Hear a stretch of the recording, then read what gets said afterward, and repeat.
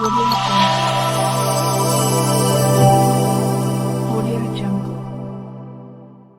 പ്രശ്നങ്ങളില്ലാത്തതായിട്ട് ആരാളല്ലേ? എല്ലാവർക്കും അവരുടേതായിട്ടുള്ള രീതിയിൽ ഒരുപാട് പ്രശ്നങ്ങളുണ്ട്. പക്ഷേ നമ്മൾ സങ്കടപ്പെട്ട് അല്ലെങ്കിൽ മറ്റുള്ളവരുടെ മുന്നിൽ നമ്മൾ വിഷമിച്ച് കഴിഞ്ഞു കഴിഞ്ഞാൽ മറ്റുള്ളവർക്ക് അത് സന്തോഷമാവുള്ളൂ.